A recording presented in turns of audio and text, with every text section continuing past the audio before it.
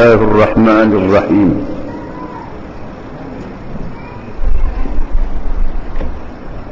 Perintah yang keempat,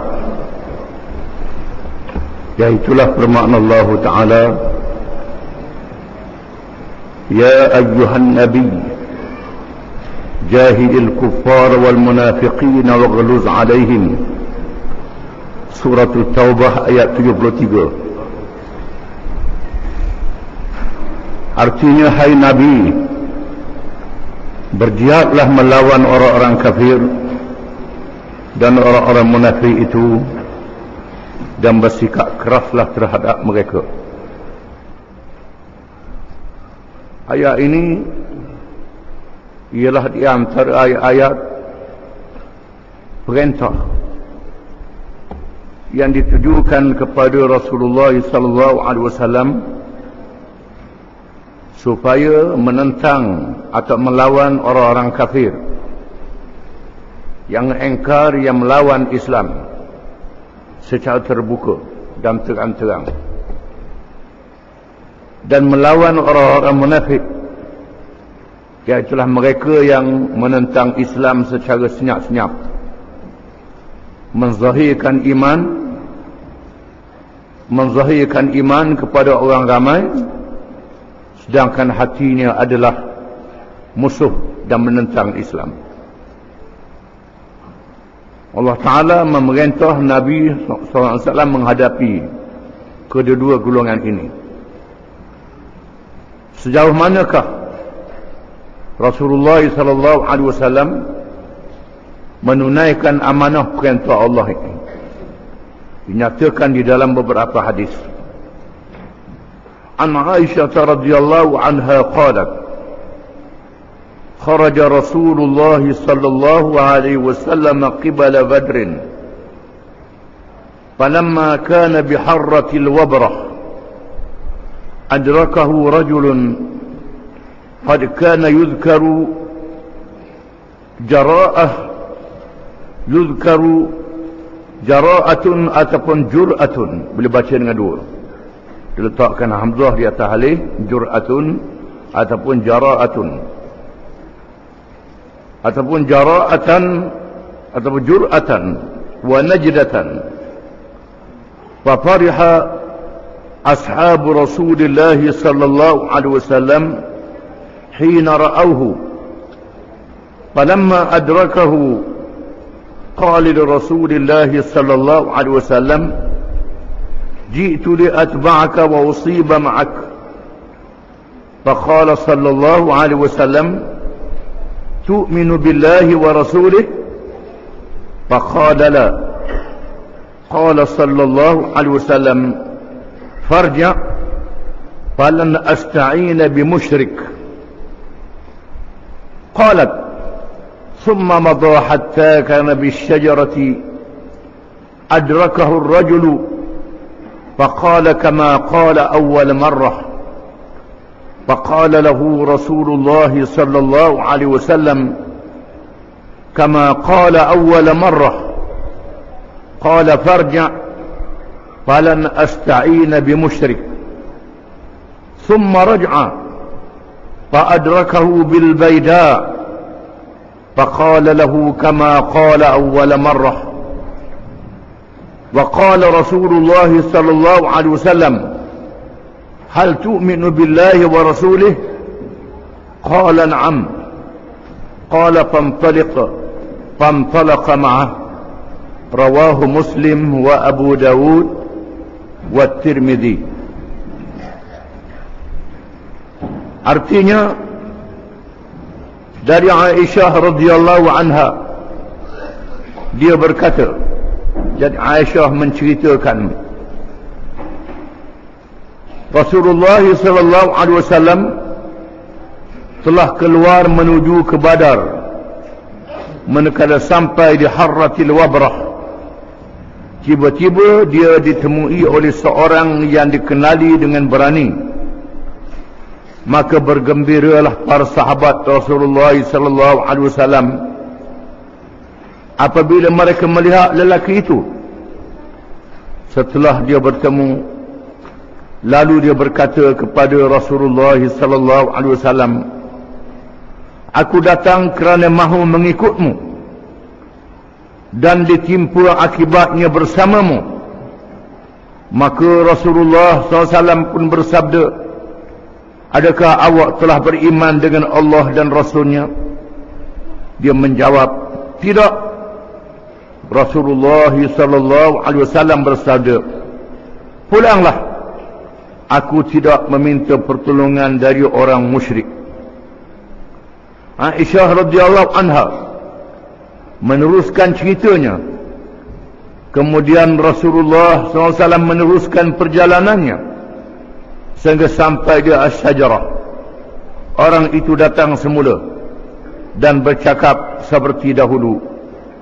Rasulullah SAW bersabda seperti itu juga, pulanglah, aku tidak meminta pertolongan dari orang musyrik. Kemudian dia pergi. Apabila sampai di Al-Baida, lelaki itu datang lagi dan berkata seperti dahulu.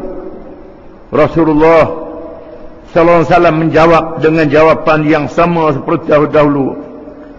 Adakah kamu beriman dengan Allah dan Rasulnya? Akhirnya dia menjawab, ya. Rasulullah SAW bersabda, kalau begitu maka berjalanlah. Maka dia pun berjalan bersama-sama Rasulullah SAW. Hadis ini menceritakan satu peristiwa yang berlaku ketika peperangan Badar. Peperangan besar yang pertama dalam sejarah Islam. Apabila Rasulullah SAW keluar pada tahun yang kedua hijrah di bulan Ramadan untuk menyekat kabilah Abu Sufyan. Tiba-tiba kabilah Abu Sufyan yang membawa barang dagangan terlepas dan terserempak dengan bala tentera musuh yang jumlahnya 1000, lebih besar daripada jumlah tentera Islam yang hanya 313 orang. Setelah bermesyuarat, akhirnya bersetuju supaya tidak balik ke Madinah dan bersedia untuk bertempur menghadapi musuh walaupun jumlahnya lebih ramai. Tempat yang dipilih ialah Badar. Diambil tempat itu menjadi nama kepada peperangan Badar yang terkenal. Ketika Rasulullah SAW berjalan nak pergi ke Badar, tiba-tiba datang seorang yang dikenali berani, seorang pahlawan, dan tak tahu dia masuk Islam ke tidak. Bila dia datang, maka bergembiralah sahabat Nabi SAW, kerana yang datang ni seorang yang berani, seorang pahlawan. Orang ini datang menemui Nabi SAW dan meminta izin untuk menyertainya di medan perang, bersedia untuk menang dan untuk kalah. Nabi tanya dia, adakah kamu sudah beriman? Dia kata tidak. Kalau tidak, Nabi kata balik, aku tidak mahu pertolongan dari orang musyrik, orang kafir. Ini menunjukkan ketegasan Nabi SAW. Nabi meneruskan perjalanan. Dia mari pula minta izin untuk mengikut Nabi SAW berperang bersama. Nabi tanya, mu Islam, mu beriman ke tidak? Dia jawab tidak. Lalu Nabi kata balik, aku tidak mahu minta pertolongan daripada seorang musyrik, seorang yang kafir. Dia datang kali yang ketiga. Nabi tanya lagi, adakah kamu sudah beriman? Dia jawab ya. Kata Nabi, kalau begitu sila, mari ikut aku. Hadis ini menjadi dalil kepada pendapat yang mengatakan tidak sekali-kali dibenarkan mengambil pertolongan orang musyrik ketika berjuang dan berperang. Hadis ini menunjukkan bagaimana ketegasan Nabi SAW dalam perjuangan sehingga tidak bersedia untuk menerima pertolongan seorang musyrik kecuali orang itu sudah mengatakan dia sudah masuk Islam. Peperangan-peperangan yang disertai oleh Rasulullah SAW menjadi bukti yang nyata betapa jihad, pengorbanan dan keberanian yang dilakukan oleh Rasulullah SAW bukan sekadar menyampaikan firman Allah Ta'ala, tetapi beramal dengan lebih daripada manusia yang lain. Setiap orang yang membaca sirah Rasulullah SAW mengetahui bagaimana cekarnya Rasulullah SAW di dalam peristiwa Hunain. Peristiwa Hunain berlaku pula cerita yang lain.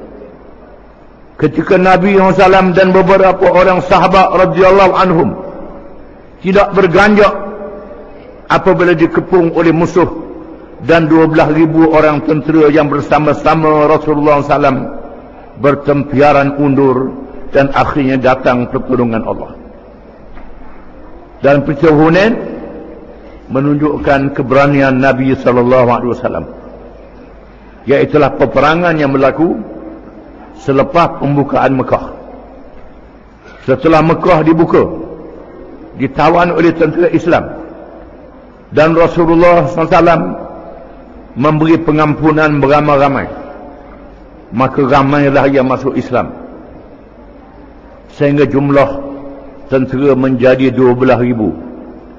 Siapa yang sudah masuk Islam datang 10,000, siapa yang baru masuk Islam jadi 12,000. Jumlah yang besar. Dan Nabi mendapat maklumat bahawa kabilah Hawazin dan Thaqif sedang berkumpul untuk menyerang tentera Islam.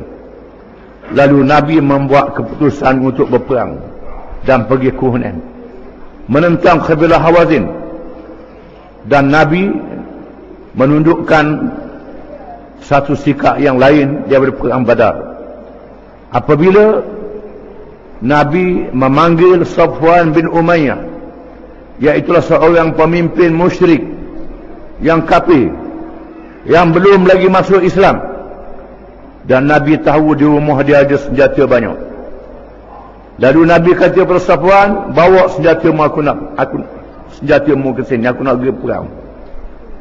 Safwan tanya Nabi, pinjam ke rampas? Rampas ke pinjam? Nabi kata, pinjam, bukan aku rampas. Lalu Safwan membawa alat-alat senjata dan diserahkan kepada Nabi SAW. Dan Nabi pun bertolak pergi ke Hunain.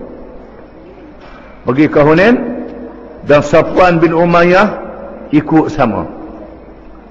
Hadis ni pula menceritakan Nabi mengambil khidmat kepada orang musyrik. Dalam hadis Badar tadi Nabi tolak orang musyrik. Dalam hadis ni pula Nabi ambil senjata orang musyrik. Dan Safwan bin Umayyah ikut sama. Macam mana berlawanan dua perkara ni mengikut kaedah hukum syarak? Kalau sekiranya ada dua nah yang berlawanan, kalau boleh dipakai dua-dua, pakai dua-dua. Dia tafsirkan keadaan yang berbeza, suasana yang berlawanan. Yang pertama keadaannya lain, yang kedua keadaannya lain. Kalau tak boleh nak kumpul, maka dilihat mana yang kemudian. Hunain adalah kemudian daripada Badar. Badar tahun yang kedua Hijrah, Hunain tahun yang ke-8 Hijrah. Menunjukkan peristiwa ini menasahkan hukum yang dahulu daripadanya. Ini kaedah hukum syarak. Dan Nabi mengambil senjata Safwan bin Umayyah yang masih musyrik, yang masih lagi kafir. Lalu mereka bertolak ke Hunain. Oleh kerana jumlah tentera Islam terlalu ramai, besar, 12,000. Kalau perang Badar jumlah kita 313 orang, kita menang, boleh mengalahkan musuh yang lebih besar. Sekarang jumlah kita 12,000. Maka mulalah cakap besar. Lan nughlaba ba'da al-yawm. Kita tidak boleh dikalahkan lagi selepas hari ini. Sekali ini jumlah kita 12,000. Tidak ada siapa yang boleh mengalahkan kita. Allah Ta'ala menurunkan ayat, wa yawma hunainin idh a'jabatkum kathratukum. Dan ingatlah pada hari peperangan Hunain, ketika kamu ujub, kamu kagum dengan diri kamu sendiri. Lalu Allah Ta'ala mengajar Nabi dan sahabat-sahabatnya dengan kesilapan beberapa orang sahabat yang merasa ujub. Masa kagum, kita ramai, tidak ada siapa yang boleh mengalahkan kita. Lupa kepada pertolongan Allah Subhanahu wa Ta'ala. Bila mereka sapa di Hunain, tiba-tiba mereka masuk ke dalam perangkap yang diatur oleh musuh Hawazin dan Saqif, yang berlindung di bukit-bukit Buka Hunain. Bila Nabi dan sahabat-sahabatnya yang jumlah 12,000 sapa di tengah-tengah lembah Hunain, lalu mereka dihujani dengan serangan panah yang datang dari keliling mereka, menyebabkan bertempiaran lari, tak boleh nak mengawal diri. Tinggallah Nabi dengan beberapa orang sahabat. Satu riwayat kata 100 orang saja tinggal. Daripada 12,000 tinggal 100 orang. 100 orang tinggal. Kita baca kisahnya dalam Riyadhus Shalihin 2 minggu lepas. Lari, bertempiaran. Akhirnya Nabi turun dari keldai bagalnya. Nabi berkata, ana ibnu Abdul Muttalib, ana nabiyyun la kadhib. Aku adalah keturunan Abdul Muttalib. Aku seorang Nabi yang tidak bohong. Nabi menunjukkan keberaniannya menghadapi musuh ketika dikepung. Lalu Nabi turun, setelah turun daripada barangnya, mengambil pasir dan melontar. Maka berlakulah pertolongan Allah apabila pasir-pasir itu masuk ke dalam mata musuh-musuh. Mereka berhenti memanah. Dan Nabi suruh Abbas panggil tentera Islam balik semula. Mereka pusing balik semula dan menawan musuh-musuh yang sudah tidak boleh menawan. Maka banyaklah harta rampasan perang. Harta rampasan perang banyak. Nabi membahagi-bahagikan kepada mereka-mereka yang masuk Islam. Yang baru masuk Islam dikenali nama Allah. Dan Nabi panggil semula supaya senjata Safwan bin Umayyah dipulang balik. Bila dipulang balik, bilang-bilang senjata dah tak cukup. Mungkin ada yang patah, ada yang rosak, ada yang hilang. Lalu Nabi kata, aku nak ganti senjatamu. Aku nak ganti. Safwan kata, hati aku sudah lain. Aku sudah beriman sekarang. Aku dah beriman. Dulu aku kafir, aku sudah beriman. Di sini menunjukkan bagaimana hikmat mendapat khidmat daripada orang musyrik. Dia menyertai sama di dalam peperangan dan melihat mukjizat Nabi SAW dan keberaniannya. Dan diriwayatkan bila Abu Sufyan bin Harb yang baru masuk Islam dalam keadaan yang masih ragu-ragu, tak kuat iman, mengeluarkan panah untuk berhujum. Ketika Nabi dikepung Abu Sufyan, waktu itu anak panah. Muhammad menang ke Muhammad kalah, menang ke kalah, nak tengok untuk hujum je. Kalau menang nak Islam lagi, kalau kalah nak lari. Safwan yang masih lagi kafir berkata kepada Abu Sufyan, wahai Abu Sufyan, aku lebih rela Quraisy menang daripada Hawazin menang. Mari semangat kaum dia. Kerana Nabi adalah Quraisy, Nabi orang Mekah, dia juga Quraisy, dia juga Mekah, macam semangat Melayu lah juga. Ada tempatnya boleh, bukan tak boleh.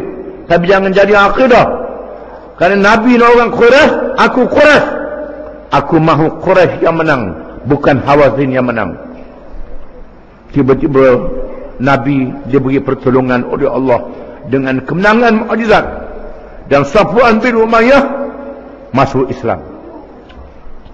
Nabi nak ganti senjata dia, tak payahlah, hatiku dah jadi Islam dah, kata dia.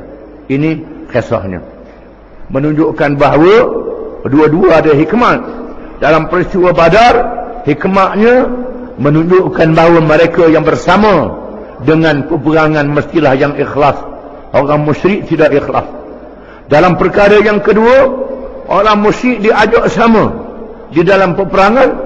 Bila mereka melihat sifat orang Islam, mukjizat Nabi, keberanian Nabi, menyebabkan orang kafir masuk Islam.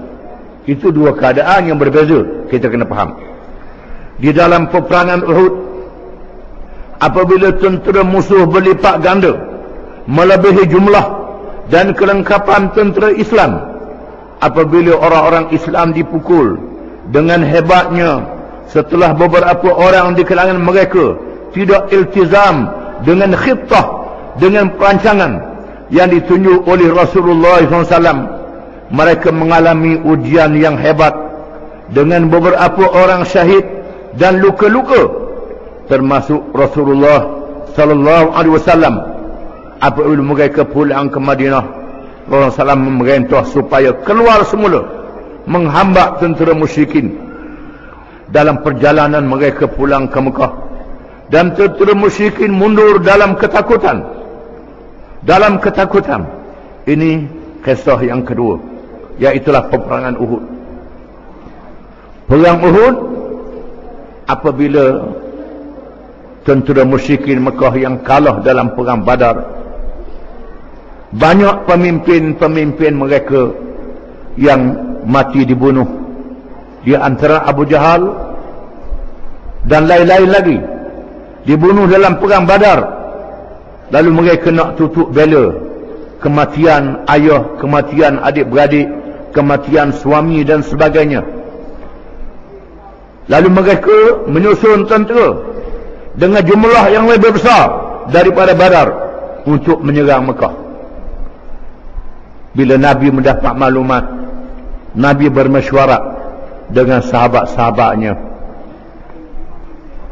Musuh dah nak datang serang, macam mana nak buat? Ada cadangan supaya tunggu di Madinah.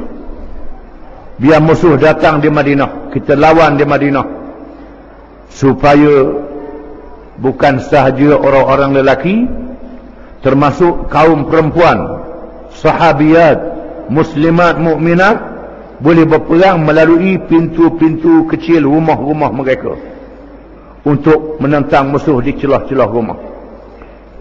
Pendapat ini disokong oleh Abdullah bin Ubay, pemimpin munafik. Pemimpin munafik ni dia sokong pasal apa? Senang nak lari, nusuk dalam rumah. Itu tujuan dia. Dan Nabi cenderung kepada pandangan ini.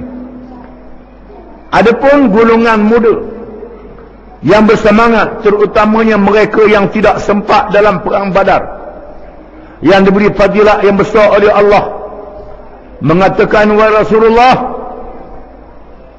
jangan lawan di Madinah, kita lawan di luar Madinah. Kalau lawan di luar Madinah, kalau kita tewas, kita boleh hundur lagi, boleh atur lawan balik, dan kita boleh serang balas. Kalau kita lawan di Madinah, kita tewas, Madinah ditawan oleh musuh, susah nak berundur lagi. Akhirnya Nabi menerima pandangan lawan di luar Madinah. Lawan di luar Madinah. Lalu Nabi membuat keputusan pergi lawan di luar Madinah.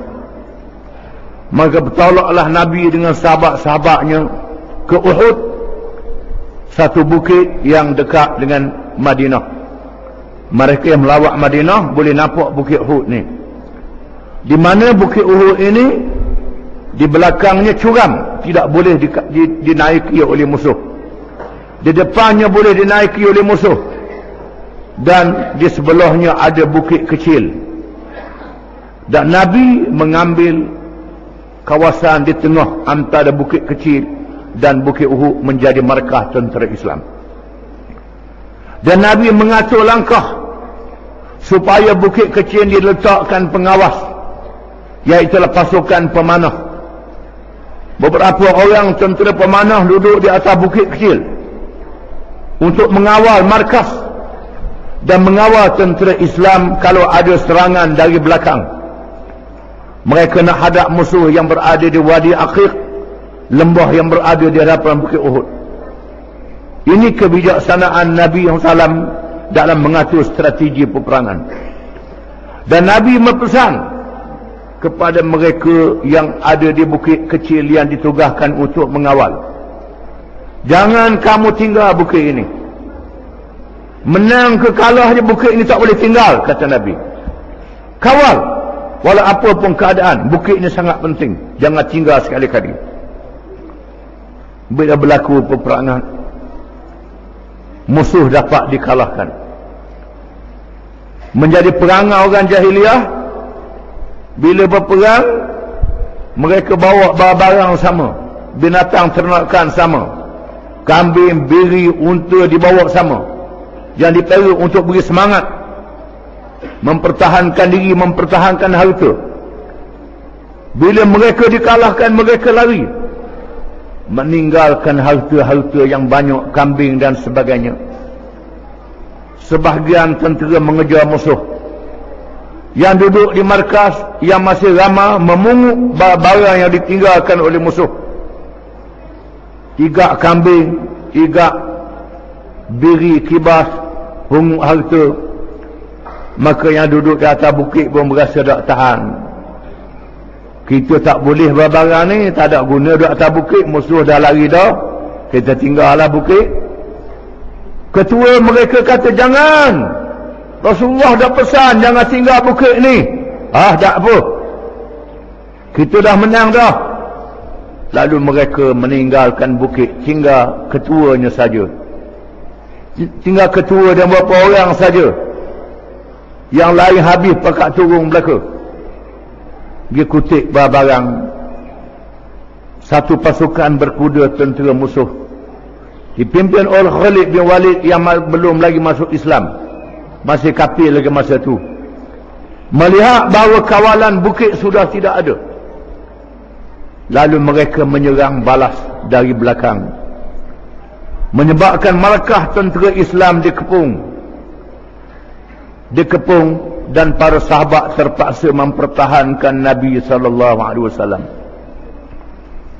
Musuh yang depan tadi serang balas balik, mereka terpaksa melindungi Nabi SAW. Ada yang terpaksa menadah tubuhnya, tadah tubuh, supaya panah dan lembing tak kena Nabi. Tak sempat nak tahan dengan penyangga, tahan dengan tubuh. Menunjukkan bagaimana pengorbanan sahabat bagi mempertahankan diri Nabi SAW.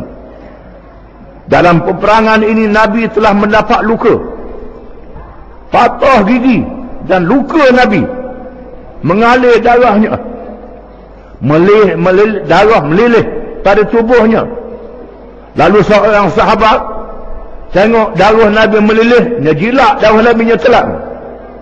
Dan Nabi kata, orang yang darah dia bercampur dengan darah aku tak masuk neraka. Nabi kata tak masuk neraka. Sahabat-sahabat lelaki dan perempuan, termasuk yang perempuan, berperang sama dalam medan perang Uhud. Dan Nabi ialah seorang yang pintar, seorang yang cekap di medan perang. Walaupun bapa saudaranya yang handal mati dalam perang Uhud, ramai sahabat, 70 orang sahabat yang terbilang pahlawan-pahlawan sahabat yang gagah berani, syahid, dibunuh syahid dalam perang Uhud. 70 orang luka. Nabi telah mengalih tenteranya berundur ke tepi bukit Uhud dan naik di atas bukit yang tinggi dan musuh berada di bawah bukit, menyebabkan musuh tak boleh serang kerana bukit sudah dapat ditawan oleh Nabi. Abu Sufyan dan tentera musyrik yang duduk di bawah tak berani menyerang lagi, dan mereka berundur berundur balik ke Mekah. Balik ke Mekah kerana mereka merasakan mereka sudah menang, berjaya membalas dendam. 70 orang Islam sudah mati syahid. Az-Zubair yang bertempik tanya, Muhammad masih ada? Nabi kata senyap, jangan jawab. Abu Bakar masih ada? Nabi kata senyap, jangan jawab. Abu Sufyan kata Umar masih ada? Umar kata aku ada lagi. Asyidina Umar dia berani sikit, aku ada lagi. Lalu mereka mengatakan al-harbu sijal, yaumul lana wa yaumun alaina. Peperangan berpusing, hari mu menang, hari kami menang. Abu Sufyan kata kita tidak sama. Qatlana fil jannah wa qatlakum fin nar. Kata Sayyidina Umar, orang aku yang mati masuk syurga, puak-puakmu yang kafir masuk neraka, kata Sayyidina Umar.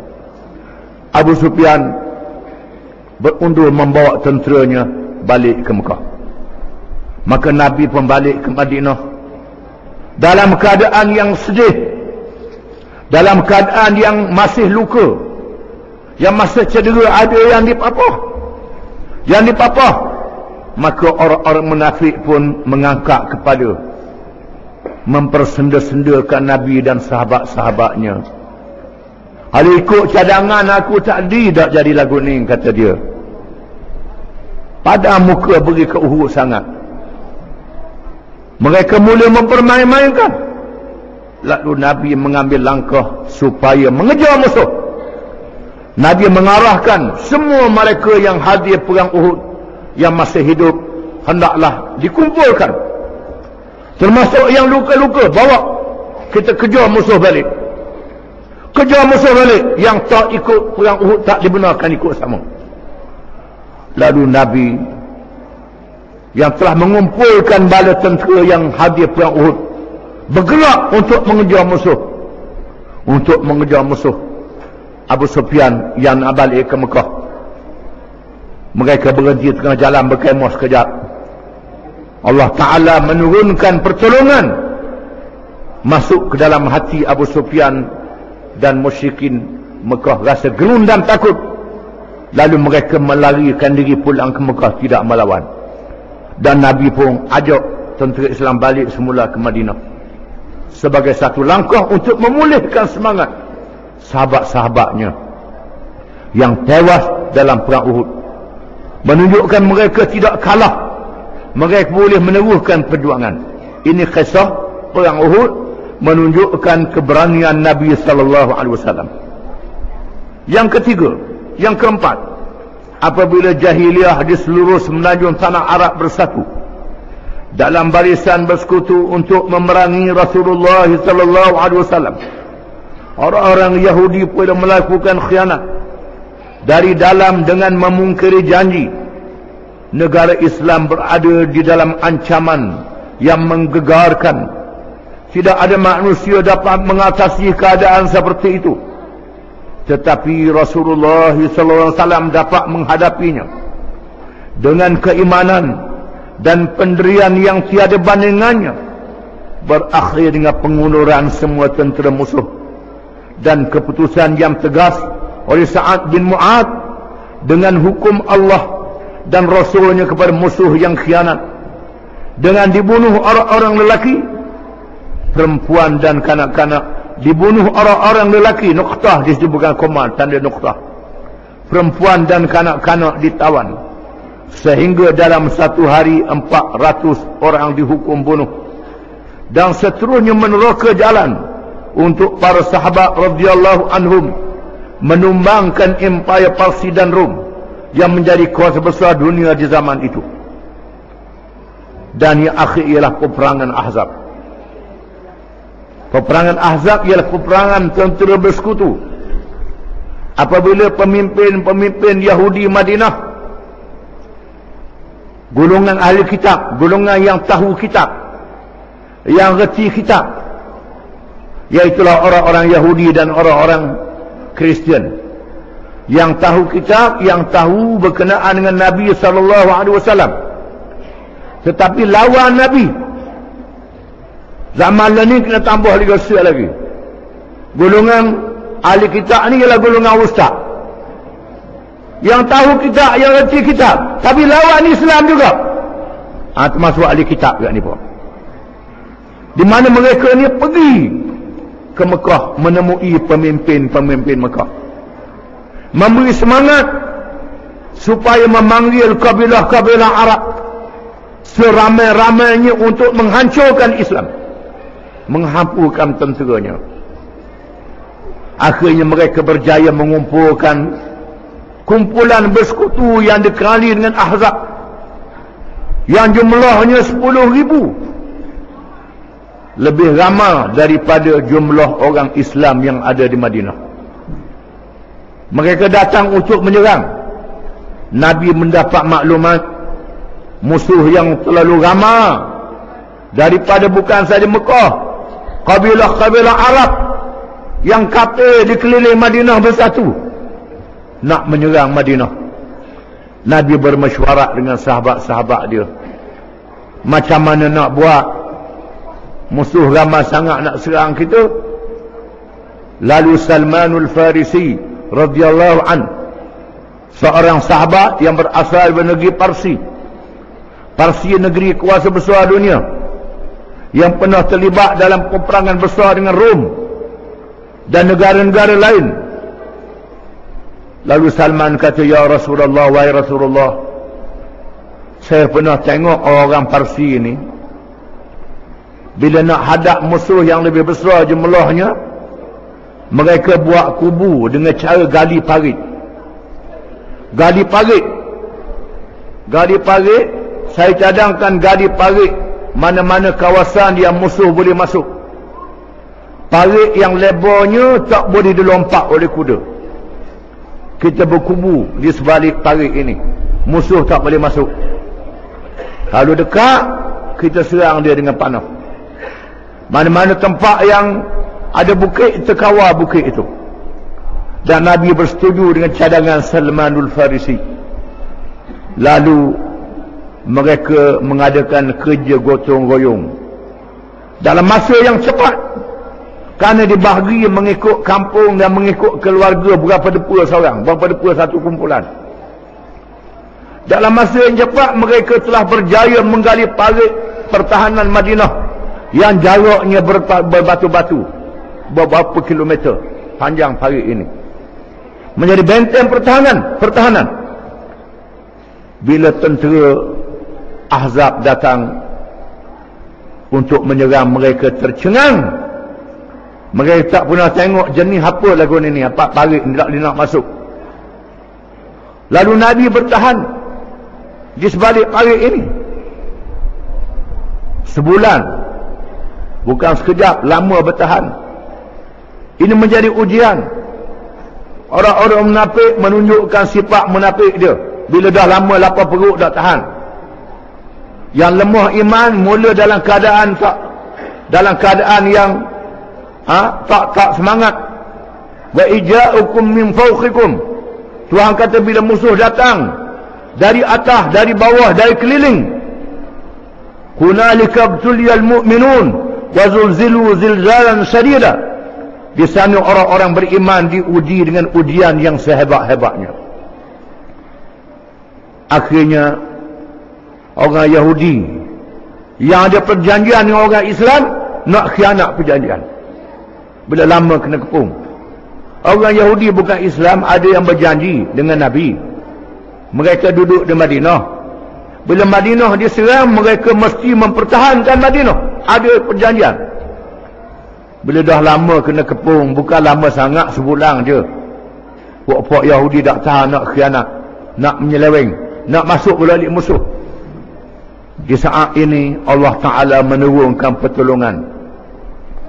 Apabila tentera musyrikin, tentera bukan Islam berkelahi sesama mereka, mereka berpecah dan Allah menurunkan angin musim sejuk yang kuat. Mereka tak boleh bertahan, lalu mereka berundur melarikan diri. Madinah diselamatkan oleh Allah, dan Nabi telah mengambil langkah menyerang Yahudi yang khianat. Maka kampung Bani Qurayzah diserang. Bila Nabi balik selepas musuh berundur, Nabi nak buang baju perang basuh, nak mandi, Jibril turun. Jibril kata, wahai Muhammad, mu nak buang baju perang dah, malaikat tak buang baju, malaikat tak buang uniform, nak berperang lagi. Kata Jibril, pergi ke kampung Bani Qurayzah. Lalu Nabi mengarahkan tenteranya menyerang Bani Qurayzah, iaitulah Yahudi yang khianat. Kampung Bani Qurayzah diserang dan mereka menyerah kalah.